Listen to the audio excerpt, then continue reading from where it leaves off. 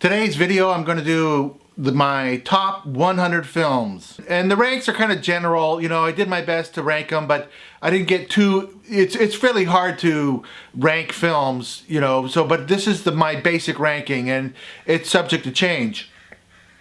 So, a lot of people have their, you know, top 5 films, top 10 films, but I really think that it's valuable for yourself to make the list of your top 100 films. It takes a while, and once you do it, you really get an idea of what kind of films you like, and it really kind of it reveals a lot about your own personality. Once you get down, you know, past 20, you really have to start thinking and thinking about what films you appreciate. So I really think it's a great exercise is to put it out there. Tell us who you are. You know, put out your top 100 films. When people do top 10s, they start at the end and then move forward. Well, I know from these YouTube videos, from the analytics, that most people start watching a video, and as the video progresses, they drop out. So I decided to cater to my viewers and put my top films at the beginning and the lower ranked films towards the end. But if you do stay till the end, I will show you something film related that is extraordinary that most people have never ever seen. That's at the end of the video. Don't fast forward. Okay, so my top film. Top film is Seven Samurai by Akira Kurosawa. This is a great direction, great production, great screenplay, great acting, great ensemble, great soundtrack. You know, these are all the things that I look for in a film. When I look at a film, I usually, you know, I look for the overall feel of the film, right? And then I also break it down. I break down the screenplay, direction, production, art direction, soundtrack, the setting. You know, I just break it down, and then I kind of put it all back together and make an opinion of the film. So Seven Samurai is the best.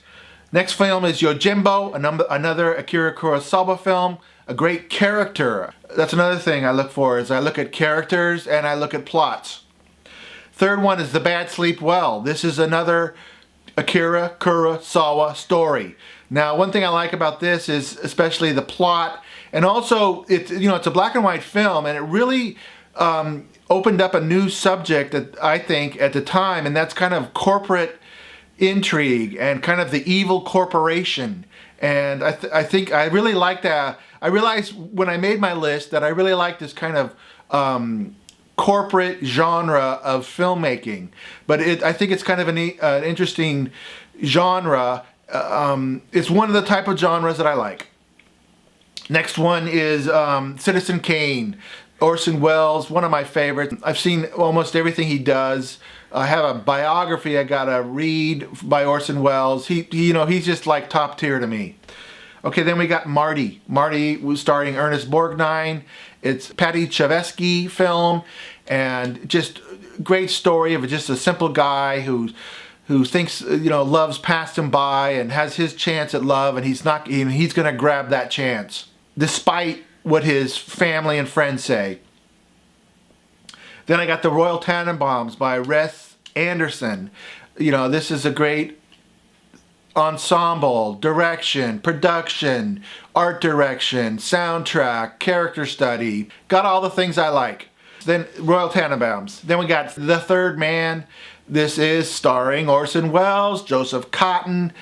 Just kind of a very creative and it has kind of a structured feel, but also an improvisational feel to it. Then we have Bottle Rocket by Wes Anderson, in one of his first films. Got all the things I need, all the things I've mentioned that I like. Then we got High and Low. This is a Kurosawa film. It's a thriller. It's got a great villain. It's got some great good guys and police, and it's kind of the police detective solving a crime story. Then we have Fallen Idol. This is black and white with Ralph Richardson, and it's just really a fun film. It has the great production values of those London Pinewood Studios films. Then we have the next one's The Bad Seed. This is a great thriller. Really scared me as a teenager when I saw it. And I saw it again about last year. Still just amazing film. It's based on a play, so it's kind of got a very good structure of Act 1, Act 2, Act 3. And I noticed that I often like films that were based on plays because they're just very well structured, that if it's done right, the theatrical format can look great on film. The next one is Mr. Arcadon. This is another Orson Welles film. I know probably most people wouldn't rate this very highly. I think it's really quirky. It's almost kind of a shadow to Citizen Kane because it's the story of Joseph Cotton following this great man and learning about him. And then it's a similar story to Citizen Kane, but it's low budget and it's really well done. It's very creative and it's just a fun film, I think. It does have some strange editing, but I still recommend it. Mr. Arcadon. Next we have my first Billy Wilder film I'm going to mention, Double Indemnity. This is on everybody's list, so it's an obvious choice. Now the next one is Maltese Falcon. Probably, this is on the AFI list, so it's well known as a great film. One of my first Bogart films. I have another Bogart film on my list.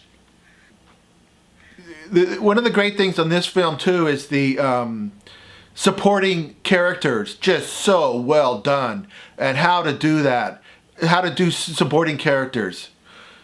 The next one is Full Metal Jacket. This is my favorite Stanley Kubrick.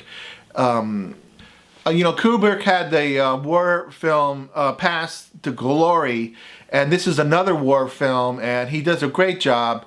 Original characters, really tough film.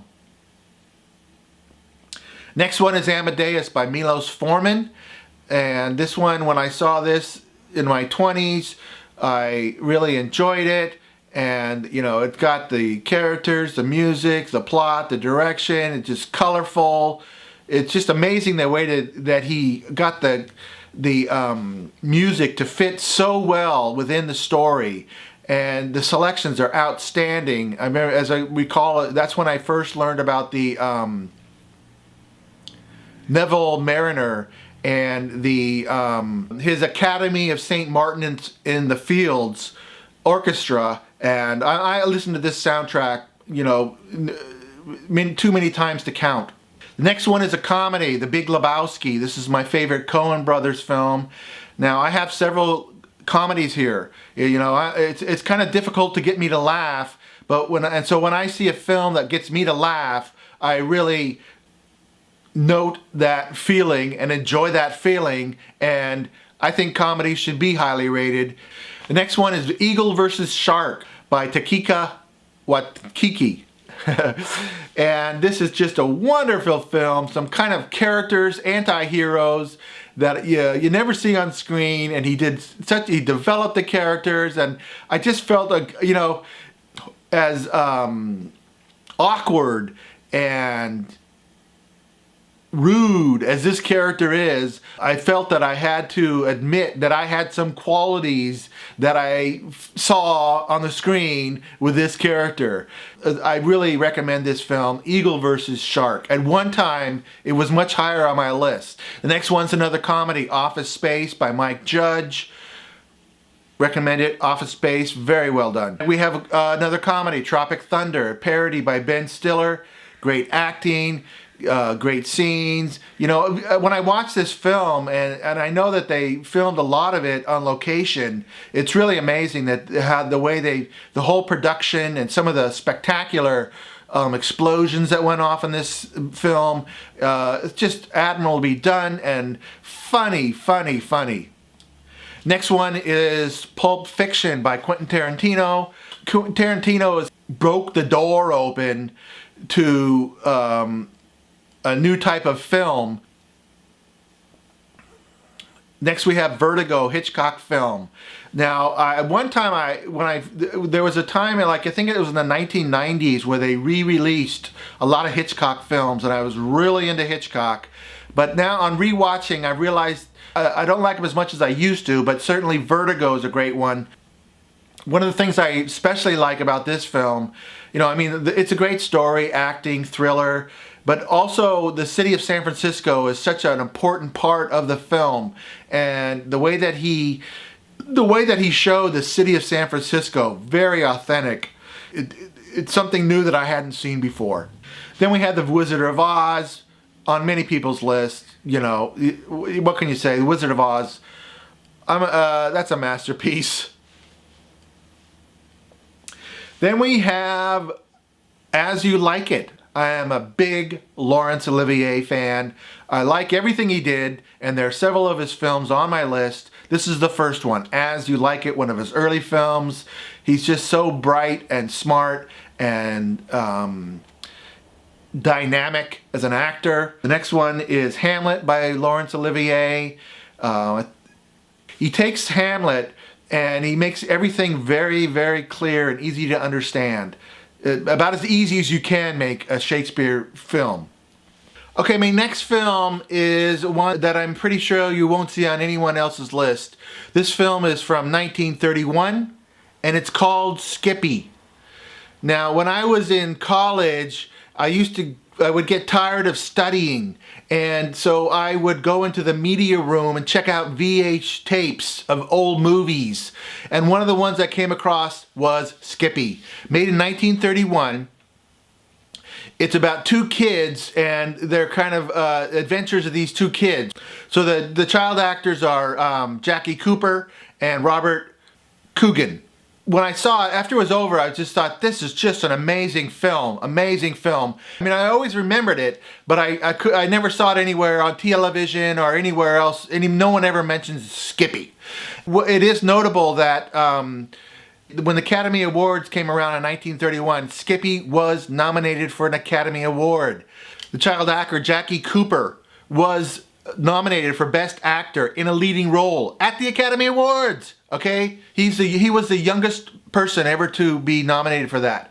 So this is a great film, but you know what? You can't find it. It's nowhere. It's not on any of the streaming services. It's not on eBay. It's nowhere. I'm sure somebody has a copy, and I would love to see it again, but it had such an impression on me when I was in college that I still keep maintaining Skippy on my list.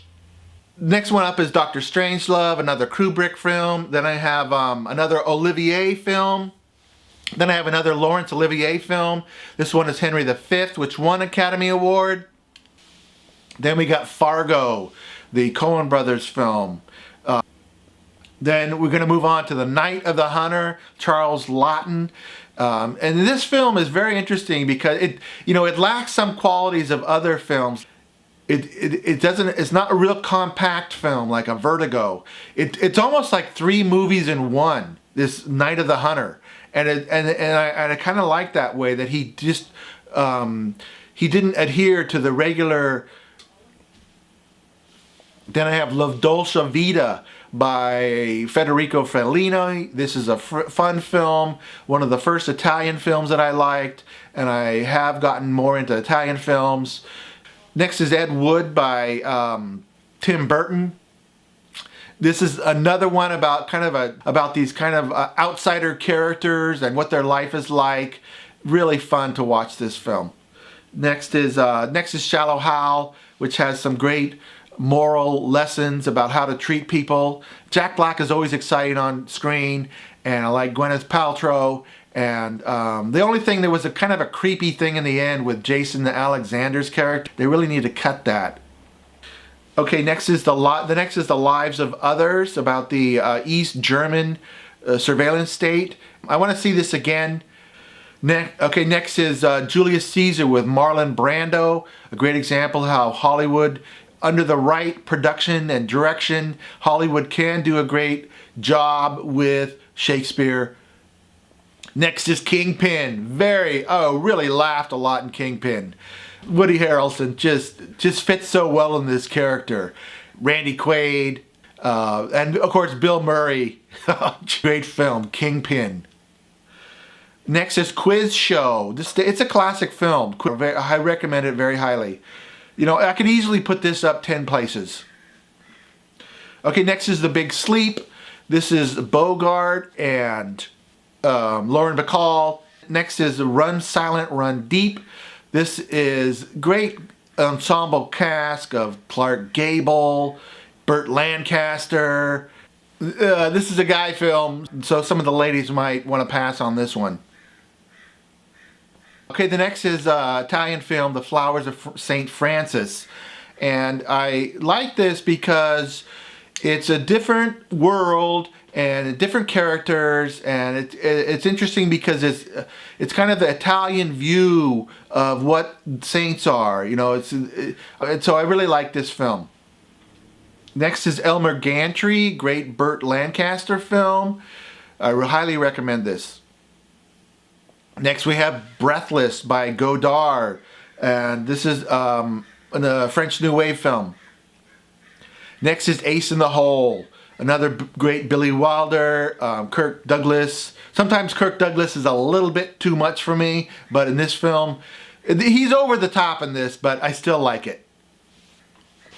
Next is The Apartment, another Billy Wilder film about, you know, some characters who are, you know, kind of outsiders, and just a great snapshot of their world. Next is The 7-Year Itch. You know, what man doesn't want to spend an evening with Marilyn Monroe? With the next is A Face in the Crowd, another film about media that I like. Next is Wild Strawberries by Ingmar Bergman. I saw this a long time ago. I really should see this one again, but it's still on my list. I just really like this one. For some reason, it's probably not on many people's list, but I really connected with this one. The Last Tycoon. Next is Philadelphia Story, Cary Grant and Katharine Hepburn. This is a classic. Then next is Talladega Nights. We're moving on to another hilarious comedy that really made me laugh. I've seen this about at least probably 3 times for me, Talladega Nights. Next is Wall Street.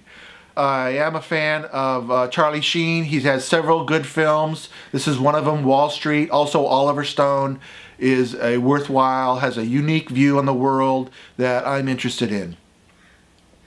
Then we have another Oliver Stone, Platoon, the same combination of Oliver Stone and Charlie Sheen in Platoon. Next is Alexander Payne's film called Election. This is a great film. Okay, next is Marx Brothers, Duck Soup, comedy. Next is another dark comedy by Ben Stiller called The Cable Guy. Next is The Stranger with Orson Welles. Next is The Seventh Seal. Next is another Orson Welles, The Magnificent Ambersons. Next is The Asphalt Jungle, John Huston, great film. Next is Metropolitan by Whit Stillman. Next is Spartacus. Next is Wuthering Heights, Laurence Olivier. Next is Shakespeare in Love. Animal House, just a anarchy on film. Next, To Kill a Mockingbird. Then we have another David Lean, Lawrence of Arabia. Next is a French film, Mr. Hulot's Vacation. Then we have Terry Gilliam, The Fisher King. Next is the Little Foxes with Bette Davis, a great stage production adapted to the screen. Next is one that people don't talk about. It's called 1,000 Clowns. It's about a man who kind of gets tired of life and just decides to do whatever he wants to do. It's just a great story. Next is the Napoleon Dynamite. Next is Breaking Away. You know, Breaking Away is about an athlete about a young, talented high school athlete who's kind of is very ambitious, but he's stuck in his provincial world. Next is Do the Right Thing, great film by Spike Lee. Next is Sullivan's Travels by Preston Sturges. I've watched most of the Preston Sturges films. He's worth looking at. Next is Saving Silverman. Now this is an example of a film that just really clicked with me. For some reason, the story and the characters, I really think this is funny, Saving Silverman. Next is Cinema Paradiso. Then we have All the King's Men. Then Glenn Ross. I usually don't like a lot of vulgarities in the film, but in this one is an exception because it's just so tough, and another example of the kind of the corporate world and how it works. Goldfinger, fun, just like an amusement ride. Then the next one is Smoke Signals. This is a great film written by Sherman Alexie. Next is Star Wars, on everybody's list.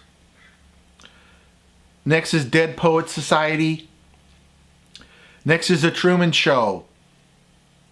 Next is the Browning version, another example of this London Pinewood Studios.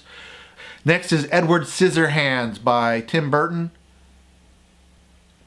Next is Walk the Line. Really like this biography of Johnny Cash. Next is To Die For, Gus Van Sant film about a woman who's obsessed with becoming a star, and she plans the murder of her husband because she feels that he is an impediment to her advancement. Next is another Wes Anderson film called Rushmore. Next is Barton Fink by the Coen brothers. Next is Toy Story. Then I always like to have one Cassavetes film, and my favorite Cassavetes through the years have changed, and the one I have here is Husbands. Next is a Woody Allen film, Blue Jasmine, and I really like the character. It's not so much about the plot, this film, it's more about the character study of this woman and the world she lives in, and kind of the values. And really a powerful film for me, Blue Jasmine. Next is Holiday, another great Cary Grant, Katharine Hepburn film. Just saw it recently. I had it on here at one time and removed it, and then I saw it last December, and I put it back on my list and removed something to put it back on. Next is The Hidden Fortress, another Akira Kurosawa film. Always remember, Akira Kurosawa. Next is Gaslight, great film, great story. Just kind of love this film. Next is The Breaking Point. This is a John Garfield film. He does a great job. It's a great film. It's dark, but it's just really well made, really well crafted.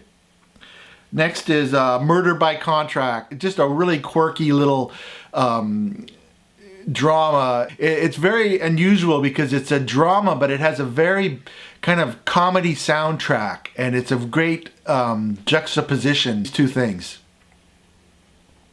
Next is The Paper Chase. Just a great film about college and ambition and competition. The next is The Lady from Shanghai, another Orson Welles film. And finally ended up with My Man Godfrey in number 100. So one thing that I like about YouTube videos is I'm always looking for new films to see, and so I like to watch these kind of videos because then I can determine if I want to see that film. If someone's recommended it and I respect their opinion, then I would watch that film. So hopefully some people can harvest my choices for themselves and enjoy all these great films. Next, I'm going to give you the bonus for this video. Okay, here's a special treat for people who stayed to the end of the video. This is something that I got at auction, and it's right behind me, and I'm going to move out of the way and show it to you.